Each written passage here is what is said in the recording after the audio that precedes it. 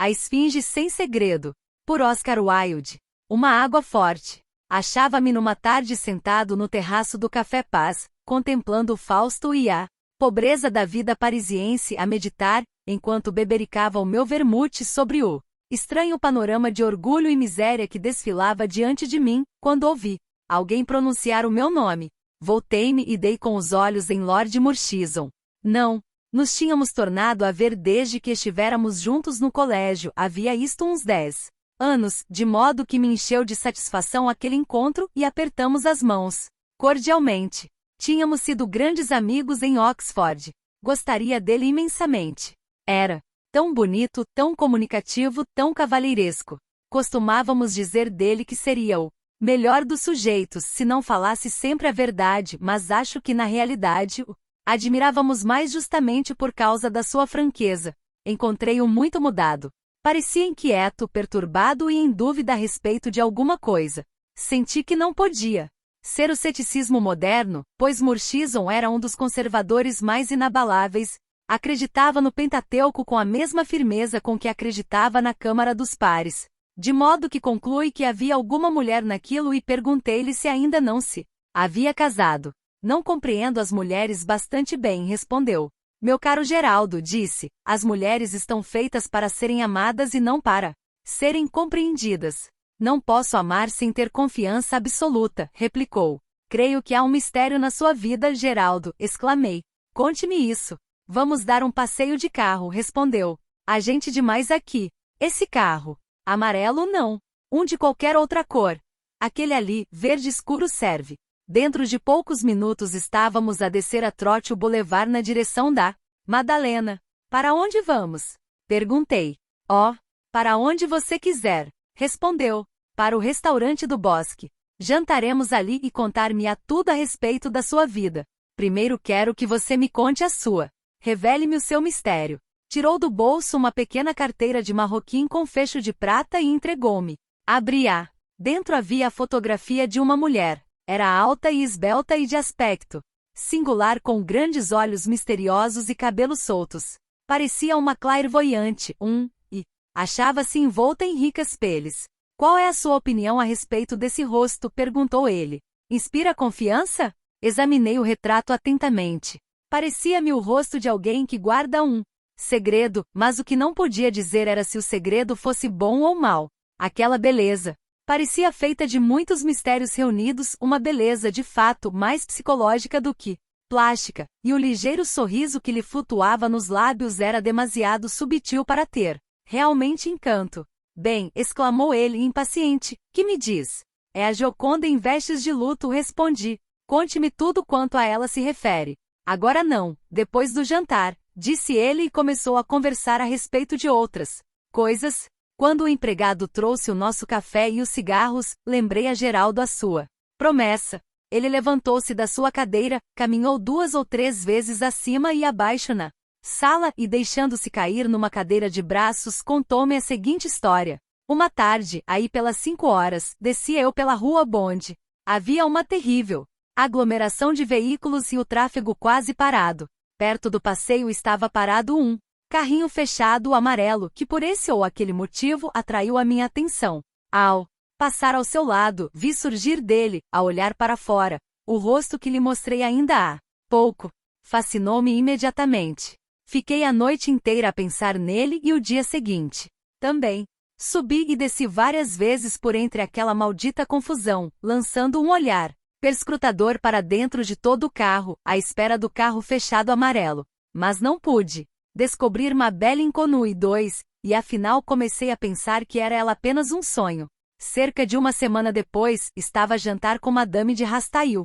O jantar estava marcado para as 8 horas, mas às 8h30 ainda nos achávamos à espera na sala de visitas. Por fim o criado abriu a porta e anunciou Lady Aloy. Era a mulher que eu estivera a procurar. Entrou muito devagar, parecendo um raio de lua cercado de renda cinzenta, e para intenso deleite meu, pediram-me que a conduzisse à sala de jantar. Depois de nos sentarmos, observei-lhe com a maior inocência. Creio que já a vi, há algum tempo, na rua Bond, Lady Aloy. Ela ficou muito pálida e disse-me em voz baixa: por favor, não fale tão alto. Podem ouvi-lo? Senti-me desditosíssimo por ter começado tão mal e mergulhei cegamente numa dissertação sobre peças francesas. Ela falava pouquíssimo, sempre com a mesma voz, baixa e musical, parecendo receosa de que alguém a estivesse escutando. Senti-me apaixonadamente e estupidamente enamorado e a indefinível atmosfera de mistério que a cercava excitava, a mais não poder, a minha curiosidade. Quando ela se retirou logo após o jantar, perguntei-lhe se poderia visitá-la. Hesitou um momento, olhou em redor para ver se alguém estava perto de nós e depois disse: sim, amanhã a 4:45.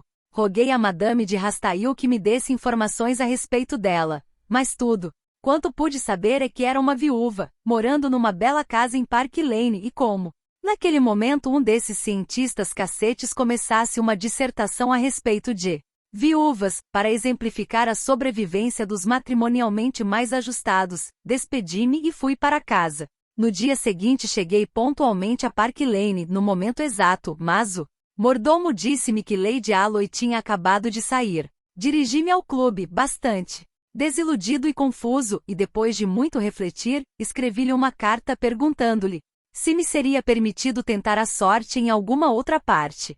Por vários dias não recebi resposta, mas afinal chegou-me às mãos um bilhetinho, dizendo-me que estaria ela em casa no domingo, às 4 e com este extraordinário pós-escrito: por obséquio não torne a escrever para mim aqui, explicar-lhe-ei, quando vir. No domingo recebeu-me e mostrou-se perfeitamente encantadora. Mas quando me despedia, pediu-me que se alguma vez tivesse ocasião de escrever-lhe de novo, dirigisse a minha carta para a senhora Knox, aos cuidados da Biblioteca Whittaker, Rua Verde.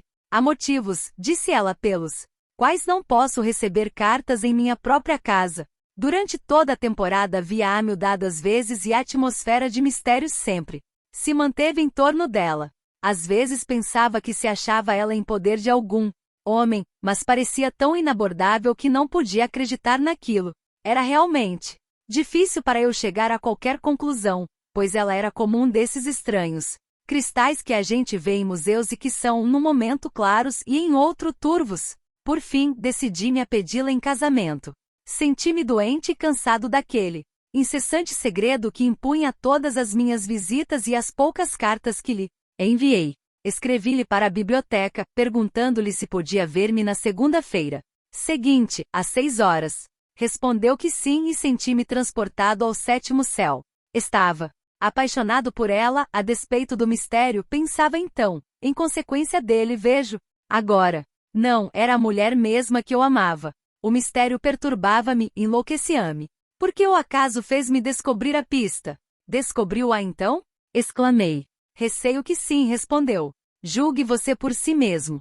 Quando chegou a segunda-feira fui almoçar com meu tio e cerca das 4 horas encontrava-me em Marylebone Road. Meu tio, como você sabe, mora em Regent's Park. Queria alcançar Piccadilly, e para atalhar, meti-me por uma enfiada de becos miseráveis. De repente, avistei à minha frente Lady Alloy, com um espesso véu e caminhando muito apressada.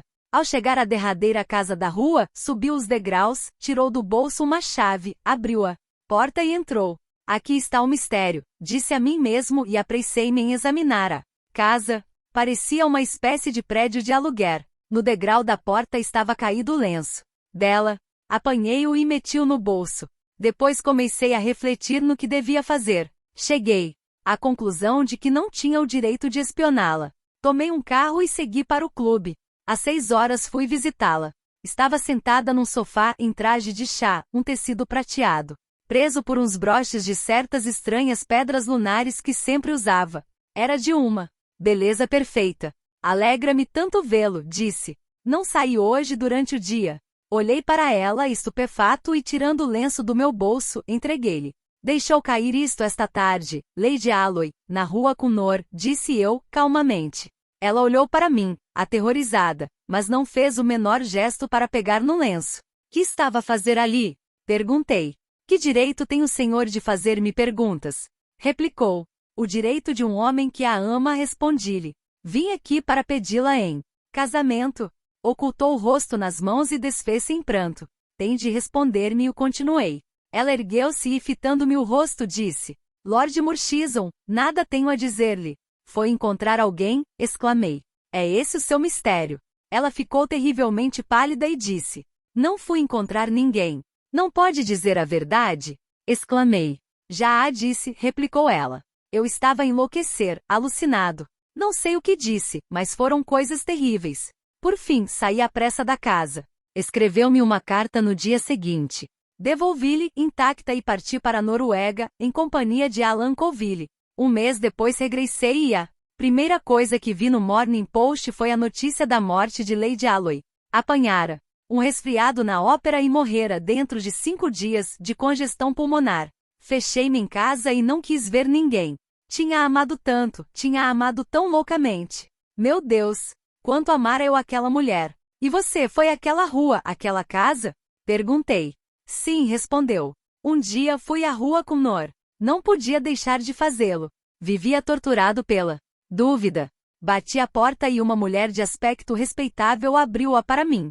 Perguntei-lhe se havia quartos para alugar. Bem, meu senhor, respondeu ela, as salas podem ser alugadas, mas há 3 meses que não tenho visto a senhora e como os aluguéis estão se a acumular, o senhor poderá alugá-las. É esta a senhora? Perguntei, mostrando-lhe a fotografia. É ela sim, com toda certeza, exclamou a mulher. E quando estará de volta? Meu senhor? Morreu, respondi. Oh, meu senhor, não diga. Disse a mulher. Era a minha melhor inquilina. Pagava-me 3 guinéus por semana simplesmente para vir sentar-se nesta minha sala de vez em quando. Encontrava-se com alguém aqui? Perguntei, mas a mulher garantiu-me que tal. Não ocorria que ela sempre vinha sozinha e não via ninguém.